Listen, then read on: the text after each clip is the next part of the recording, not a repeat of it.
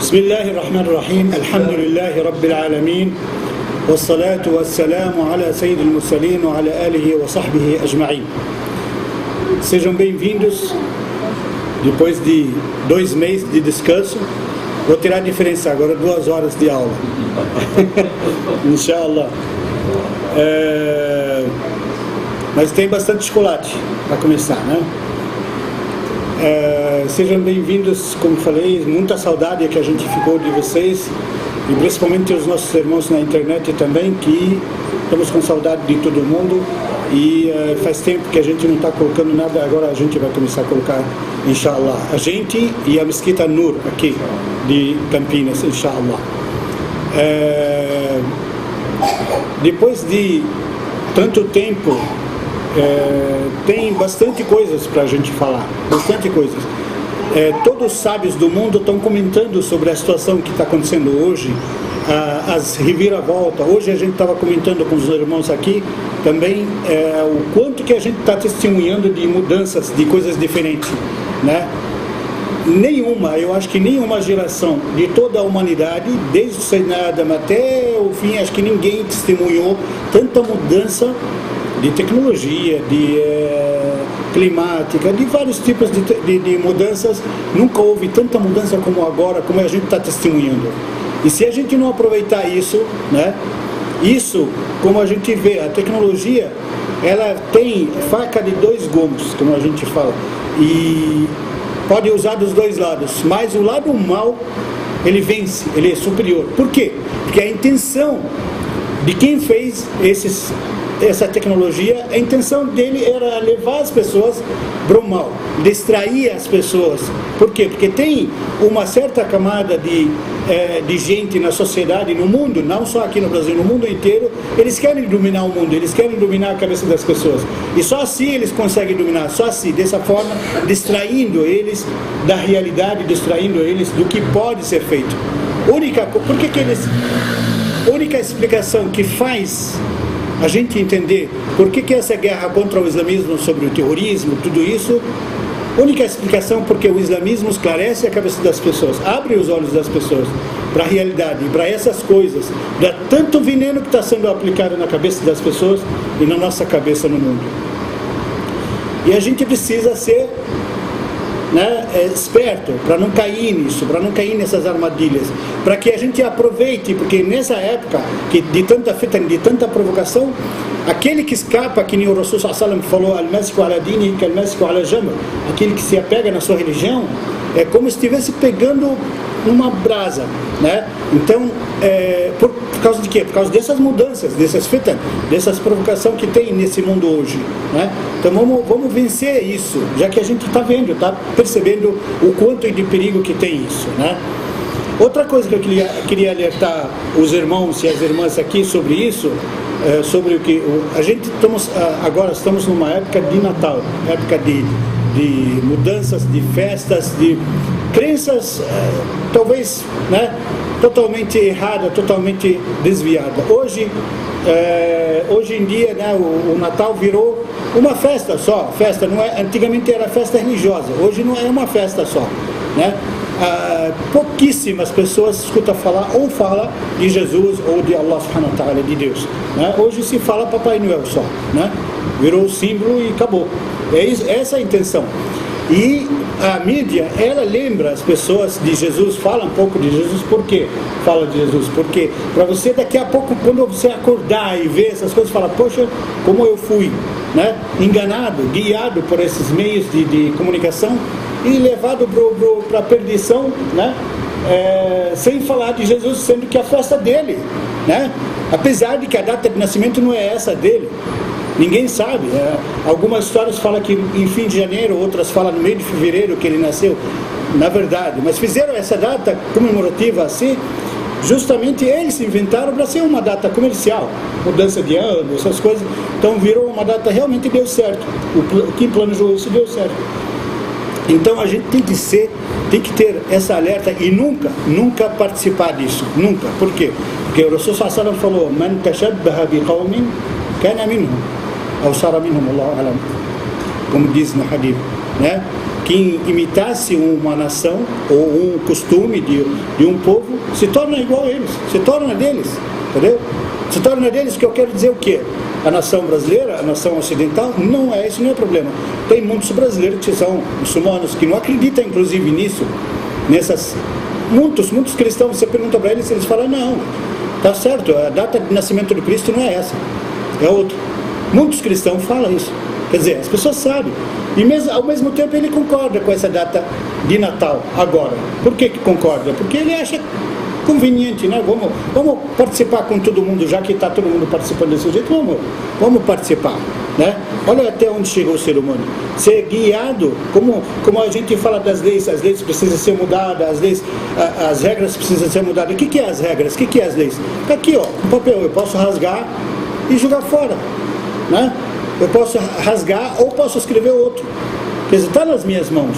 E a gente às vezes se amarra e se prende um papel ou alguma regra que é feita pelo próprio homem, que não está servindo para outros homens, né? Se for feita, vocês vejam bem, se for feito que nem o Corão, feito por Deus, né? Muitas pessoas não concordam. Qual a diferença? Aí que a gente chega. Qual a diferença entre a gente, entre aquelas pessoas na época do Sayyidina Ibrahim, na época do Sayyidina Salih, na época do Sayyidina Hud, né? Qual a diferença? Aqueles que não acreditavam neles e tudo, mesma coisa de que hoje. Mesma coisinha de que hoje. Eu escrevo um papel e falo para vocês, olha, a regra é entrar na mesquita é essa. Ah, mas está escrito no Corão, não é assim, não sei o quê. Esquece, aqui nós que fizemos aqui esse estatuto, né? Infelizmente, em todas as sociedades islâmicas, inclusive, tem estatuto. Uma vez eu estava conversando com um irmão em Fortaleza, ele falou sobre as mulheres não podem participar disso. As mulheres não decidem. Falei, o que você tem contra as mulheres? Quem que arruma aqui? Quem que fez esses enfeites, essas coisas todas? Você construiu e elas enfeitaram. Tem toque delas. Se não tiver toque delas, estava assim, bonitinho, desse jeito? Não, absolutamente não tem nada contra. E não estou querendo fazer uma discriminação, mas para não dizer que é machista árabe, né, geralmente se fala isso, é brasileiro nato, entendeu? Não tem descendência nenhuma, convertido, tá? O que ele falou para mim? Era por causa de um acampamento que a gente estava fazendo lá, ele não queria que elas decidissem, estava revoltado porque elas estão participando, né? Aí eu falei para ele, e por quê? Que tipo de regra é essa que pode impedir elas? Quem é você para impedir? Ele falou, o nosso estatuto. Falei, o seu estatuto? Estatuto de onde? Daqui, do Centro Islâmico, onde tem 15 pessoas só? E o estatuto que está para 1 bilhão e meio de pessoas no mundo, que Allah subhanahu wa ta'ala enviou para a terra, de Allah, não é nosso. Esse é o nosso estatuto, o Alcorão que é nosso estatuto. Não é qualquer um que inventa um estatuto. Se cada um inventar um estatuto num lugar, numa mesquita, num mussala, estamos perdidos, né? Então a gente se amarra numa coisa que é mundana, que é do homem, que é os homens que escreveram, e esquece daquilo que Allah subhanahu wa ta'ala ordenou fazer. E infelizmente isso até os muçulmanos fazem, não só os outros. Vindo para a nossa história, a história de Sayyidina Ibrahim, né? Como disse, hoje tem bastante chocolate e tem bastante perguntas, já que passou bastante tempo. Quero ver quem lembra ainda. O irmão Nasser aqui lembrou exatamente dos dados que a gente falou na última, né? Quero ver todo mundo, como é que está a memória de todo mundo hoje, né? Inshallah. Nós passamos, lógico, com Sayyidina Ibrahim, né? Saindo do Iraque, do Babil, cidade de Babil no Iraque, né? Vindo para onde? Primeira cidade, você sabe? Não, né? Já passou muito tempo, né? Harran, que é hoje Hauran, na Síria, cidade de Hauran. Lá onde ele primeiro passou pelo povo dele adorando os deuses, depois passou para essa cidade que eles adoravam as estrelas, né? Aí de lá, quando ele também viu que não tinha jeito, debateu com eles e tudo, foi para outro rei, para um lugar lá na Síria mesmo, e acho que é o Namrud, né, que é o nome do rei. e falou para ele, eu sou Deus, por que você fala de Deus e não sei o que. Ele queria debater com ele, e o maior segredo do debate, quando você entra em debate e discussão com as pessoas, e as pessoas começam uma ideia daqui, você acaba brigando, sai no palco com a pessoa e não chega em acordo, né? Então, única salvação, principalmente o Sayyidina Ali ensinou a gente como a gente escapar. Ele deu o exemplo, inclusive todos os sahabas deram o exemplo do Sayyidina Ibrahim. Como o Sayyidina Ibrahim é o exemplo de saber sair do debate, o melhor debate que existe, né? O que ele fez, Sayyidina Ibrahim? Ele estava debatendo com ele, aí ele falou para ele, Allah subhanahu wa ta'ala yuhyi wa yumit. Ele falou, quer dizer, dá a vida e tira a vida. Ele falou, eu faço isso também. Pegou dois homens, né? Vocês souberam da história. Pegou dois homens, os dois estavam condenados à morte. Ele falou, você está perdoado, deu a vida para ele. Você vai morrer, cortou a cabeça dele. Quer dizer, ele tirou a vida e outro... Aí se Sayyidina Ibrahim for discutir com ele como tirou a alma, Allah subhanahu wa ta'ala, como ele foi o motivo, como não sei o que, vai demorar para ele entender. Ele não quer entender, inclusive, está fechado, bloqueado para entender, né? Aí o que o Sayyidina Ibrahim fez? Ele veio por outro jeito. Ele falou, Inna Allah ya'ti bishamsi mina al-mashriq, fa'ti biha min al-maghrib. Quer dizer, Allah subhanahu wa ta'ala traz o sol de um lado, traz você de outro lado. Aí, fabuhita alladhi kafar. Ele se espantou, viu que ele não tem jeito, né? Ali não tem jeito de ficar discutindo, não tem como fazer isso. Aquilo lá fácil, tirar a cabeça de um e salvar a cabeça do outro, mas aí isso é difícil. Enfim, ele foi para o outro lado, tá cedo ainda. Foi embora de lá para o Egito. E sempre ele fala, lembram o que eu falei? Uma frase que nós tiramos dessas viagens dele, sempre ele falava, Inni dhahibun ila rabbi sayahdi, né? Sempre ele imigrava para Allah subhanahu wa ta'ala, quer dizer, em caminho de Allah, para a salvação de Allah subhanahu wa ta'ala, para divulgar, para fazer alguma coisa. Sempre ele falava isso nas viagens dele. Aí ele foi para o Egito. Lá teve aquela situação que o rei quis pegar, tirar a mulher dele, quis matar ele se for a esposa, e acabou, ela falou, não, é meu irmão, e também tentou atacar ela, e aconteceu aqueles milagres, que ele toda hora paralisava o braço dele, e ela mesmo pedia para Allah subhanahu wa ta'ala salvar ele, e salvava, né? Então essas informações, a gente passa uma passagem rápida assim, só para a gente lembrar dessas passagens, para poder ganhar chocolate no final, né? Quando ele voltou para a Palestina, ele falou para ela, aqui não tem jeito. Vocês lembram o que o rei deu para ela, de presente? Quem lembra? Deu praticamente 2, 3 camelos cheios de ouro, de riqueza, e uma escrava, né? Que é Hagar. Foi embora para a Palestina com a família e começou a comercializar, começou a progredir, assim, sabe? Ele era bom comerciante e progredir, crescer cada vez mais, ficou rico. Ele ficou bem rico, talvez o mais rico que tinha na Palestina. Aí, inclusive, ele era famoso de generosidade. Dizem os sábios que ele não conseguia. É bom ligar mesmo. Os sábios falaram assim, que ele não podia almoçar sozinho, nem jantar sozinho. Sempre tinha que ter um hóspede na casa dele. Allah subhanahu wa ta'ala se agrada muito com a pessoa generosa que assim, dá sustento às pessoas. E ele era muito, ele disse que ficava triste, não comia direito se não tiver visitante ali, hóspede para comer com ele, todas as refeições. E como eu falei, é muito rico também. Foi progredindo até que chegou mais ou menos a idade de 82 anos e nada de filhos.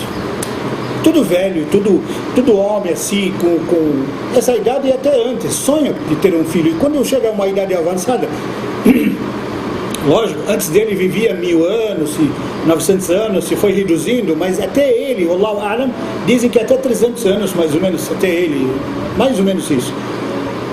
Até então ele estava com 82 anos e nenhum filho, já estava sonhando muito com ter um filho, né, para ter uma descendência, e de repente a Sara viu que ela não ia poder ter filho, né? Ela falou, tá aqui, te presenteou a minha escrava, né? Você casa com ela. Não como muitos pensam, foi de presente e ele teve relação com ela e teve filho. Nada disso. Ele é profeta, alayhi salam. Ele é profeta min ulil azm ainda. Min ulil azm, quer dizer, profeta e mensageiro. Ele é segundo min ulil azm. Sabe aqueles ulil azm que eu falei no início? São 5 ou 6? 5. Então, ele é o segundo. Primeiro Nuh e segundo ele. No entanto, ele jamais faria isso. Jamais teria relação sem casamento, né? Casou com ela e teve filhos. Nada daquilo que se fala dos ciúmes da Sara, né? Ciúmes do intio, que ela brigava, que não sei o que, ameaçava de morte, nada disso. Ela tinha ciúmes, começou a provocar ciúmes com ela. E ela falava para ela, quando eu passava ou quando eu saía, não passa na minha frente. Falava para Agar, quer dizer, tenta evitar. Agar fazia o quê? A tal ponto para ela evitar. Ela usava vestido bem comprido para arrastar, porque na época era deserto. Quando ela ia até o Sayyidina Ibrahim, né? Agar, ela usava vestido tão comprido que passava, apagava a marca dela, pesada dela, né? Para vocês verem que é. E ela também respeitava esses ciúmes, esses sentimentos da esposa do Sayyidina Ibrahim. Ela respeitava muito.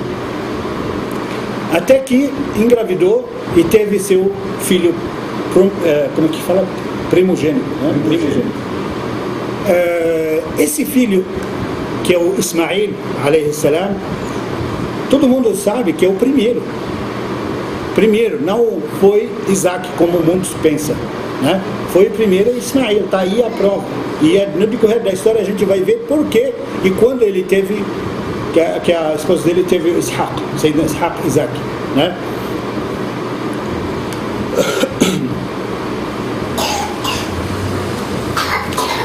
Sahar.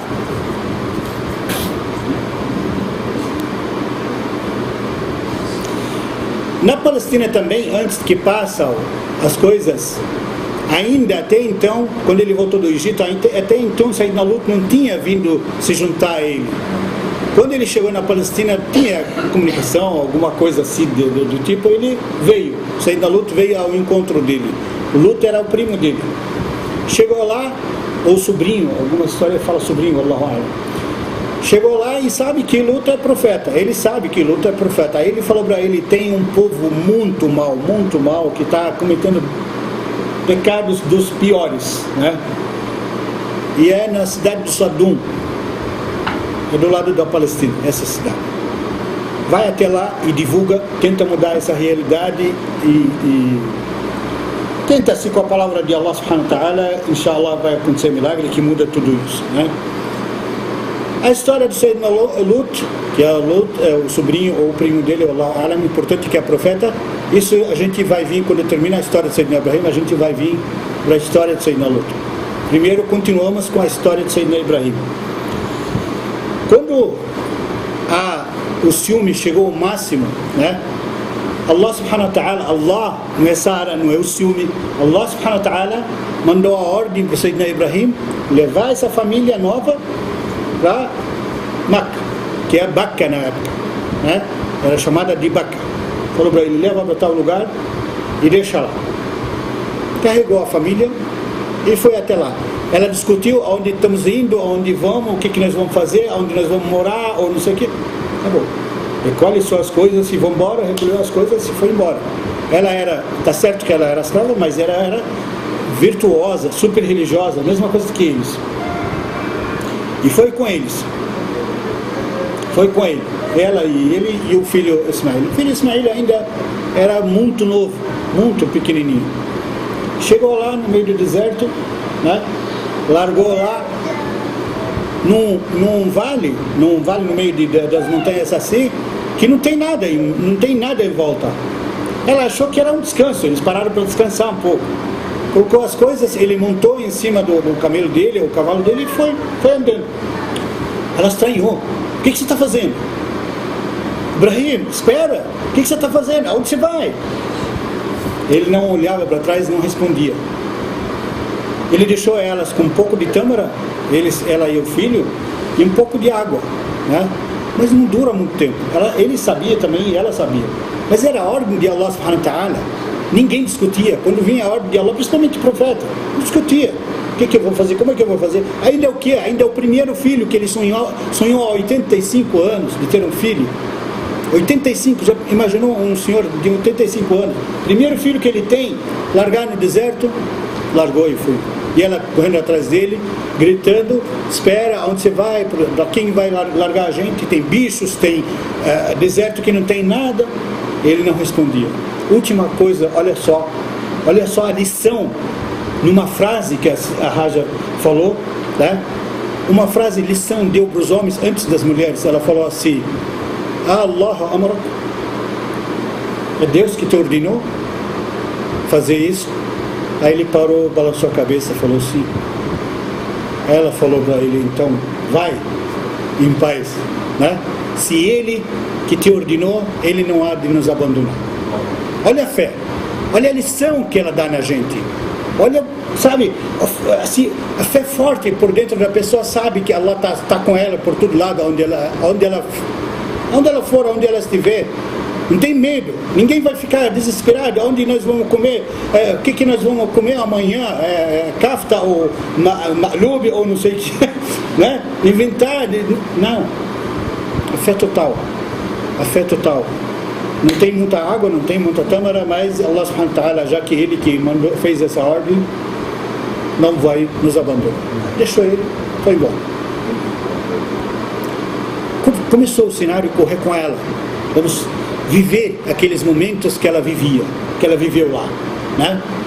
Num vale, no meio de dois montes assim, bem curtos, os dois montes, tem montanhas em volta, mas aqueles dois montes ali, chama Safa e Marwa.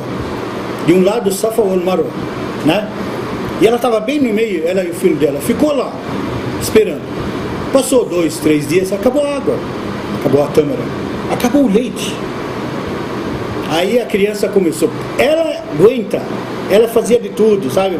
E sempre ia, olhava, via se tem alguma coisa em volta, não via nada. Aí a criança começou a chorar. Apertou a fome, apertou a sede, né? Começou a chorar. E você sabe, todo mundo sabe, o que é coração de mãe, quando vê o filho chorar por fome ou por água, e já pensou, ela imaginando que aquela sede e fome pode causar a morte deles, dos dois. Mas por ela não se importa, o problema mais é o filho. Lógico, a mãe primeiro pensa no filho. Aí ela ficou desesperada. Não, lógico, não perdeu a fé, mas ficou desesperada, precisa arrumar alguma coisa para o filho. Ela achou que ela está em falta, precisa buscar alguma coisa. Aí ela começou a correr, foi até os dois montes, corria, olhava para lá e para cá, nada, deserto. Voltou para outro monte, mesma coisa, olhava lá em cima, lá para os lados, para um lado para o outro, nada. Voltava para o outro lado, ela foi e voltou por 7 vezes. Foi e voltou por 7 vezes. Sabe o que significa esses 7 vezes hoje? Isso, a peregrinação que a gente faz hoje. A gente faz 7 voltas no Haram, em volta de Kaaba, e faz 7 Safa wal Marwa, obedecendo o que ela fez. Quer dizer, ela estava lá, né, passando sede e buscando água e naquele desespero, mas estava traçando o nosso caminho no Hajj. Olha só a sabedoria de Allah subhanahu wa ta'ala, estava traçando as nossas regras no Hajj. E ali foi traçado, ali foi obrigatório. E a gente vai ver no decorrer da história de Sayyidina Ibrahim, tudo que ele fez, tudo são regras do Hajj. Tudo. Aí, quando ela fez a sétima volta, lá em cima no monte, de outro lado, ela escutou um barulho muito forte. Um barulho assim no meio do deserto. O que ela pensou na hora? Desespero, bateu mais ainda que o filho. O que aconteceu com o filho? E era da direção dele que veio esse barulho. Foi voando até lá. O que era? O anjo Gabriel. Ele veio e bateu com a ponta da asa dele, na terra, no meio das pernas. Olha só o milagre, para ele mostrar para ela que esse menino é sagrado, esse menino é um futuro, é um mensageiro dele, da descendência dele, virá muitos profetas. E realmente veio. E ali está iniciando, ali é o lugar do né, da casa sagrada de Allah subhanahu wa ta'ala. Ninguém sabia, ninguém imaginava no meio daquele deserto existia raiz da casa sagrada de Allah subhanahu wa ta'ala. Já existia. Aí ele bateu lá e tranquilizou. E ela, quando ela escutou aquele barulho, ela fez inclusive o desespero que ela estava, naquela situação que ela estava, ela fez assim, só, quer dizer, escute, né? Mais ou menos assim que ela quis dizer. Poxa, tá falando escute para quem? Só ela que estava lá em cima, só ela que estava lá. Olha o susto, só para ela escutar, quer dizer, fica quieto, como se tivesse um monte de gente falando, e só para ficar quieto, para ela escutar o que está acontecendo. Aí ela foi voando até o filho e a água jorrando, fonte assim, por baixo das pernas dele. Ela agradeceu a Allah subhanahu wa ta'ala, falou um monte, falou assim, e Allah subhanahu wa ta'ala, eu sei que ia demorar, por mais que demorar, nunca ia me abandonar, sabia que o Senhor está escutando as minhas súplicas. Aí ela pegou a água, que marcou a história inclusive, começou a rodear com terra, assim, juntar água e falava zum significa se junte a água. Para quê? Para formar assim, um poço, alguma coisa assim, para não derramar água. Tanto é que o Sayyidina Muhammad sallallahu alaihi wasallam disse, né? Alayhi salatu wassalam, ele disse assim, Rahimallah Hajar, quer dizer, que Deus abençoa Hajar. Se ela não tivesse falado zummi, essa fonte seria um rio que cruzava o deserto inteiro, que iria cruzar o deserto inteiro, mas ela falou zummi, né? Se tornou um poço. Mas para vocês terem ideia que realmente o Rasul sallallahu alaihi wasallam tinha razão, um poço daquela época, não sei quantos mil anos, Allahu A'lam, da época do Sayyidina Ibrahim, né? Até hoje, e até o dia do sinal nunca seca, e ele sustenta Makkah, Medina, e água que não acaba mais, subhanallah, e uma água saudável, uma água medicinal, fora de série, fora do comum, né? Formou o poço, só que não tinha mais nada, só água, né? Não tinha comida, não tinha nada. O que ela vai comer? De onde que ela vai comer? Começou. Para quem que ela vai suplicar? Para quem que ela vai se dirigir? Vai falar, Muhammad, Allah khalik, Mishan Allah, Dabberna, Zabatna, Amilna Wasta, Allah, né? Arruma um biquinho para mim, trabalhar aqui, ou fazer alguma coisa aqui. Não tinha ninguém. Só, alhamdulillah, que só tinha o Criador, né? Porque nesses momentos e naqueles lugares lá, ninguém ia resolver nada, só o Criador realmente, né? Aí ela começou a suplicar para o Criador, Ya Rab, né? Destinasse alguém. De repente aconteceu um desastre muito grande no Iêmen, país do Iêmen, perto do Golfo, lá perto do Meca. Aconteceu que eles tinham, era o país mais rico no meio do Golfo, mais rico de água. Só que eles, de tão rico e de tanta água, eles fizeram uma não sei como que chama o SAD em português, barreira gigantesca, né? Barragem para segurar a água, dizem que eles não iam ter, pela história, a gente não vê essa história, mas pela outra história, de um acontecimento assim simples, dizem que um simples rato foi cavando até cair a barreira. Aí caiu a barreira, acabou a água, subhanallah, para motivar. Eles eram tribos de árabe, e ali que originou os árabes. Ismael e a mãe dele, eles falavam, no caso, hebraico, né? Não era ainda árabe. Aí, no Iêmen, o único país que falava árabe. Aí veio os tribos, cada um foi para um lado da terra buscar água. Eles tinham que buscar água. No deserto, a vida é água. Onde tem água, tem vida. Não tem água, pode ter grama, pode ter árvore, pode ter o que for, não tem vida. Cada um foi buscar um lugar, e um tribo chamado Jurhum, né, do tribo árabe, ele estava passando por perto, e eles conhecem, eles são comerciantes, passavam por lá sempre. Eles chamavam aquele lugar lá Wadi Bakka, quer dizer, o Vale de Bakka. Ele sabia. Eles passaram por distância bem insignificante, longe, né? Eles viram pássaros rodeando. Porque onde tem água tem pássaros, né?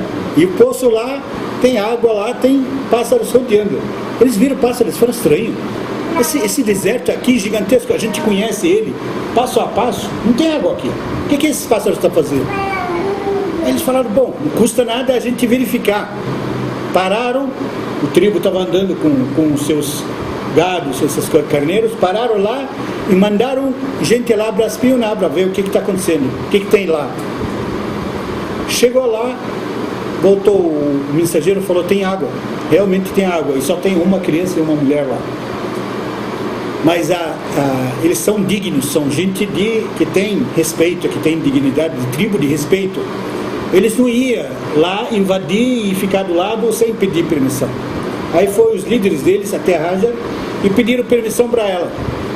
Você permite que a gente fique aqui do lado da sua água aqui, né, com todo respeito, e para a gente poder sobreviver aqui em volta?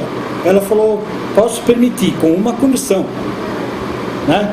Já estava pensando no que ela vai fazer. Falaram, qual é a sua condição? Ela falou assim, eu quero que me sustente e sustente meu filho. A água de vocês em troca de alimento. Falaram, isso é fácil, não tem problema, temos bastante riqueza, está combinado, né? Eles podiam invadir, mas eles têm dignidade, têm, sabe? Ela estava lá já, ela foi motivo, eles perceberam que ela foi motivo de ter água lá, então respeitaram ela, né? Pediram permissão e ficaram lá. E entre eles foi crescendo o Sayyidina Ismail, foi crescendo até se tornar jovem, muito, muito bom, muito forte, adolescente, e dizem que foi, da língua árabe, é o top, o mais forte da língua árabe, entre eles, ele, de tão inteligente que ele era. Nesse meio, depois que esse tribo veio até eles, nesse meio, o Sayyidina Ibrahim vinha visitar eles, com frequência, mas vinha visitar com um buraco. Desta vez não foi junto como foi com eles. Foi com eles em cima de montaria normal. Demorou. Mas o buraco era segundos. Mais rápido que avião. Subia em cima do buraco, é um anjo em formato assim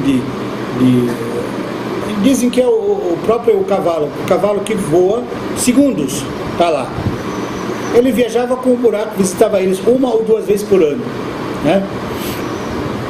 Numa das visitas aconteceu outra prova, subhanallah.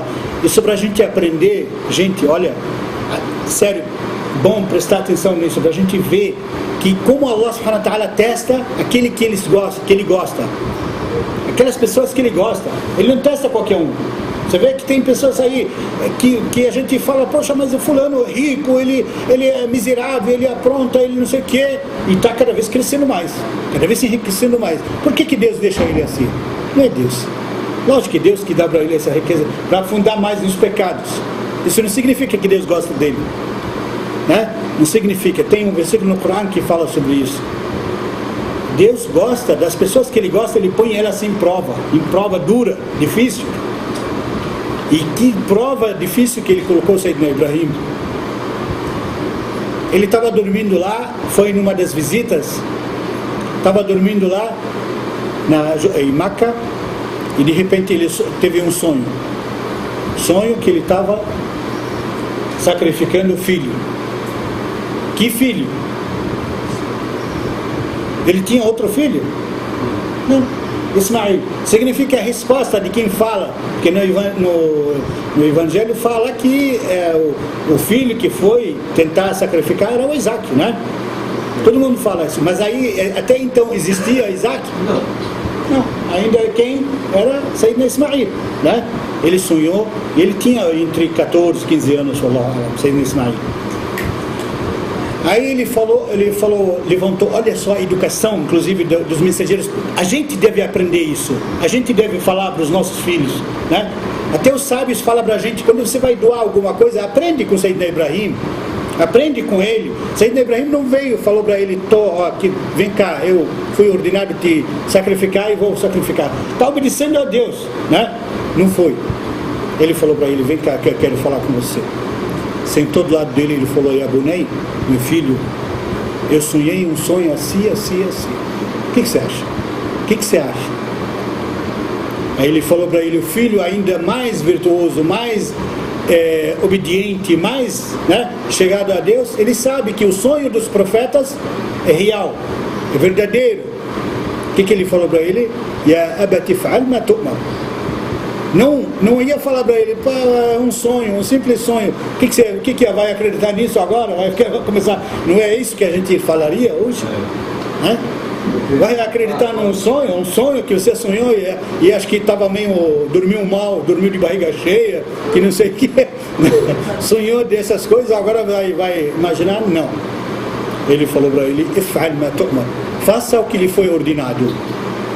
Ele sabia que a ordem de Allah subhanahu wa ta'ala, faça o que lhe foi ordenado, né? Isso é consulta do filho, a educação com consulta do filho e a educação do filho com o pai, como responder. Por isso hoje em dia, o que a gente faz com os filhos? Vamos supor, a educação, vamos supor, você quer fazer uma doação para a mesquita, né? Não custa nada, põe na mão do seu filho e fala para ele, vai lá e doa. Acostuma ele com isso, com generosidade, com as coisas boas, acostuma ele a fazer isso. Você vai dar, não tem problema, você vai ganhar recompensa. Deixa seu filho ganhar recompensa e aprender a fazer isso no futuro, né? Essa é a educação que a gente deve, né, ligar os filhos com ela. Enfim, ele falou para ele assim, foram até a montanha para sacrificar. Chegou lá, antes de chegar, o filho falou para o pai, amola a faca bem, e na hora que for fazer, põe a minha cabeça para baixo, não põe ela para cima, porque se eu fizer algum gesto, alguma coisa assim, pode te levar uma misericórdia, por tá vendo o seu filho, te levar uma misericórdia assim, e desistir de fazer a ordem de Allah. Olha só a educação, a fé. Falou, me vira assim para baixo e corta por aqui. Aí ele falou, tudo bem. Chegou lá, virou ele com todo pesar, sabe? Mas obedecendo a ordem de Allah. Aí veio outro milagre. Todo mundo talvez vai pensar, o que é o milagre? É o carneiro? Que Allah subhanahu wa ta'ala ainda não tinha mandado. Antes disso veio o milagre que a faca não corta. Era super amolada. E colocou com força e tudo. E ele falava, pai, usa o outro jeito. E não cortava. Por quê? Do mesmo jeito, lembram da primeira vez que o fogo não queimava? Porque recebeu a ordem do Criador. Kun bardan wa salaman ala Ibrahim. Primeira vez o fogo não queimava. Por ordem, fogo de 40 dias incendiado. Fogo gigantesco. Dizem que de 40 metros a distância queimava o rosto. Mas recebeu a ordem de Allah subhanahu wa ta'ala para não queimar. E não queima quem? Ibrahim. Tudo que ele queimou, só a corda que amarrava ele. Subhanallah. Os milagres a gente vê e eles viam na época. Veio o mesmo milagre para a faca. Não corta. Tirou a especialidade de corte dela. Mesmo sendo muito bem amolada. Aí ele falou para ele, ya Ibrahim, Allahu a'lam, mais ou menos assim o versículo, qad saddaqta ruqya, ou qad saddaqta ruqya, Allahu a'lam, mais ou menos assim o versículo. Você confirmou realmente o que você viu, o seu sonho. Não precisa mais se esforçar. A faca não vai cortar, fica sossegado. Aí realmente não cortou. De repente, o anjo Gabriel trouxe para ele o kabsh, né? Um carneiro gigante. Dizem que ficou 40 anos comer do pasto do paraíso. 40 anos sendo preparado para o paraíso. Subhanallah, no paraíso. Só para aquele momento, para sacrificar. O que significa esse dia e esse ato que o Sayyidina Ibrahim fez? Lembra que eu falei tudo que o Sayyidina Ibrahim fazia era o que a gente faz no Hajj hoje, né? A gente não sacrifica um carneiro no Hajj? Não sacrifica no dia do sacrifício, inclusive, o Eid, não tem dia de sacrifício? Então a gente sacrifica o carneiro no Eid, sacrifica no Hajj, né? É uma homenagem que ficou eternamente. E os únicos que respeitam todas as regras do Sayyidina Ibrahim é praticamente os muçulmanos, todos. Essa foi a atitude dele até então.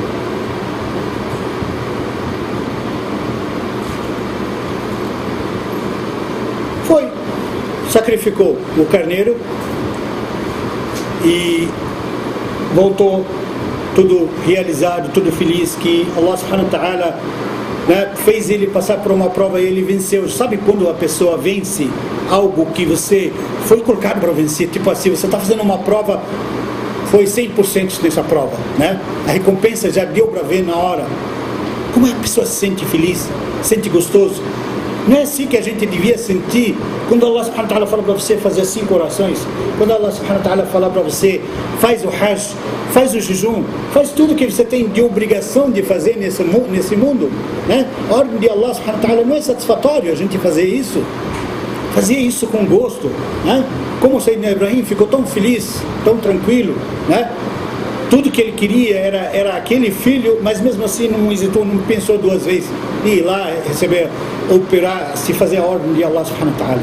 Por isso, e por essa atitude super gigante, ele voltou para Quds, né? Quando ele voltou para Quds, assim que ele chegou lá, praticamente no primeiro, no segundo dia, subhanallah, recebeu visitas. Olha a recompensa como vem, né? A recompensa das provas que você faz. Veio a recompensa. Veio 3 anjos, em forma de gente, lógico. Ele ficou meio assustado, eles tinham um jeito estranho. Um viajante que vem de longe, que não é conhecido da cidade, ele vem empoeirado assim, ele vem cansado, ele vem tudo chacoalhado, sabe, a roupa bagunçada, suja. Eles não, são limpinhos, bonitos, bem jovens assim. Ele estranhou, são pessoas desconhecidas de lá e vêm desse jeito, de distância. Mas tudo bem, como ele era generoso demais, né? Pegou rapidinho, falou, sejam bem-vindos, entra, não sei o que, entrou. Foi a primeira coisa que ele foi fazer. Antes de perguntar, antes de qualquer coisa, foi, sacrificou um bezerro bem grande para eles, né? Veio oferecer para eles. Fadlu, eu falei, tá curando, come. Aí eles não colocaram as mãos, eles falaram, não, a gente não come, né? Girou um debate entre eles. E nessa época, dizem, Allahu A'lam, ele já estava com 120 anos. 120 anos nessa época. Sara, ela estava com 92 anos. Ela estava de pé, tendas, porque eles viviam em tendas. Ela estava de pé de outro lado, esperando as visitas, se precisa de alguma coisa, mais alguma coisa para servir. E ela escutou o debate que rodou. Primeiro, eles falaram, a gente está indo para um povo, né? Eles falaram para você, a gente está indo para um povo que pecou muito, que errou muito, e eles vão receber um castigo gigante de Deus. Aí ele falou, que povo? Eles falaram o povo de Lut. Aí Sayyidina Ibrahim sabe, sentimental também, ele está preocupado, ele tem família do sobrinho, o primo dele lá, está preocupado. Ele falou, e ele sabia dos pecados deles, o que eles faziam.